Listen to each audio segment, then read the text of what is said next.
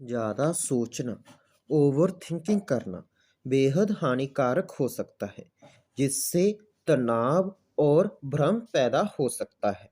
जहाँ पर हमारे पास 8 जैपनीज़ टेक्निक्स हैं, जो कि मन की शांति और विचारों की शुद्धता पाने में आसान और असरदार हैं। पहला है मोशिन। मोशिन एक जापानी शब्द है जिसका अर्थ है नो माइंड या माइंडफुलनेस। यह मानसिक स्पष्टता और फोकस की स्थिति को संदर्भित करता है। मोशन के साथ हम अपने विचारों से अस्तित्व खो देते हैं और वर्तमान क्षण में पूरी तरह से ध्यानित हो जाते हैं। इस तकनीक को बढ़ावा देने के लिए हमें मानसिक शांति को बढ़ावा देने वाली विभिन्न ध्यान प्रयोगों को करना चाहिए, जैसे गहरी सांस लेना, मानसिक रूप से शरीर की जांच करना और जर्नलिंग करनी। इससे आपका मन शांत होगा, तनाव कम होगा और फोकस बढ़ेगा। दूसरा है काइजिन। काइजिन एक जापानी शब्द है जिसका अर्थ है निरंतर सुधार। यह दर्शन का मूल है कि छोटे छोटे कदमों के माध्यम से हम अपनी स्थिति में सुधार कर सकते हैं। काइजिन के अनुसार हमें पूर्णता की बजाय प्रगति पर ध्यान देना चाहिए।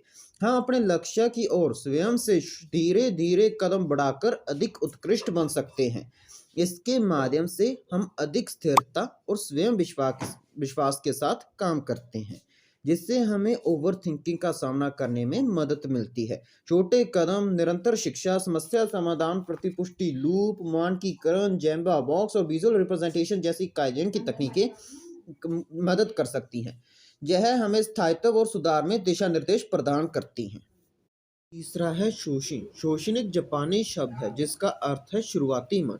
यह दर्शन शिक्षकों के सिद्धांतों का मानना है कि हमें हर सिचुएशन को खुले मन से निर्जज रूप से स्वीकार करना चाहिए। शोषण की बदौलत हम अपनी धारणाओं से मुक्त हो जाते हैं और नई सोच के साथ काम करते हैं। इसे अपनाकर हम नई और निर्मल दृष्टिकोण से स्थितियों को देखने के लिए तैयार हो जाते हैं, जिससे हमें ओवरथिंकिंग का सामना करने में मदद मिलती है। शोषण को बढ़ाने की टेक्निक्स में जिज्ञासा को अपनाना, सत्याग्रह की प्रैक्टिस करना और कामों को एक ताज़ा दृष्टिकोण से देखना शामिल है। इससे हम अपने कामों में सजग और संकल्पित रहते हैं। चौथा है नेमावाशी। नेमावाशी एक जापानी शब्द है जिसका अर्थ है अंकुरित करना। यह एक तकनीक है जिससे हम निर्णय लेने से पहले तैयारी करते हैं। नेमावाशी के माध्यम से हम डिसीजन लेने से पहले विभिन्न दृष्टिकोणों पर चर्चा करते हैं, जिससे हमारी डिसीजन लेने की प्रोसेस स्पष्ट और इम्प्रूव होती है और हमें ओवरथिंकिंग से बचाव मिलता है। इससे सहमति और हार्मोनी स्थापित होती है। पांचवा है शिनरिन जोकू। शिनरिन जोकू, जिसे वन वांदिक के रूप में भी ट्रांसलेट किया जाता है, प्राकृतिक वातावरण में विचरण करने की एक प्रक्रिया है। इस तकनीक के अंतर्गत हम प्रकृति में समाहित होते हैं और जंगल की संवेदनाओं, ध्वनियों और गंधों का आनंद लेते हैं। यह संवेदनात्मक और मानसिक स्वास्थ्य के लिए लाभदायक है और हमारी मानसिक चिंताओं को कम करने में भी मदद करता है। छठा है जानशिन। जानशिन एक जापानी शब्द है जिसका अर्थ है शेष मन। यह एक स्थिति है जिसमें हम संवेदनशीलता और चेतन्यता का संज्ञान रखते हैं, जो मुख्य रूप से युद्ध कला में उपयोग किया जाता है। जानशिन के माध्यम से हम संवेदनशील रूप से प्रस्तुत रहते हैं, ध्यान केंद्रित रहते हैं और स्थितियों के साथ चौपट रहते हैं।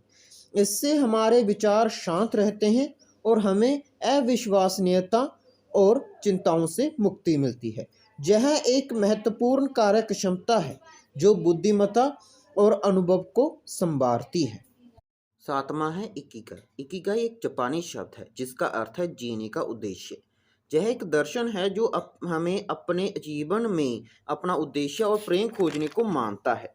इकिगाई के माध्यम से हम अपने जीवन के महत्वपूर्ण क्षेत्रों को खोजते हैं जो हमें संतुष्ट और संवादित करते हैं। इससे हमें अपने काम और जीवन की दिशा का स्पष्टीकरण मिलता है, जिससे हमें ओवरथिंकिंग से बचाव मिलता है। यह तकनीक व्यक्तिगत खोज, पारंपरिक ज्ञान, पसंदीदा कार्य और विशेषज्ञता के मिलन से अद्वितीय धारणाओं को संयोजित करती है। इससे व्यक्ति अपने जीवन में संतुष्ट, सम्मान और संतुलित महसूस। आठवां है कोकोरो ह्योन। कोकोरो ह्योन या मन की शांति। जीवन में आंतरिक शांति और स्थिरता को विकसित करने के लिए आत्मविश्वास की उपेक्षा करता है। इसके माध्यम से हम अपनी आंतरिक शांति की स्थिति को बढ़ावा देते हैं, जिससे हम ओवरथिंकिंग से लड़ सकते हैं। यह एक धार्मिक और आध्यात्मिक अवस्था है जिससे व्यक्ति का मन शांत, स्थिर और संतुलित रहता है। इसका अभ्यास ध्यान और आध्यात्मिकता के माध्यम से ही किया जाता है।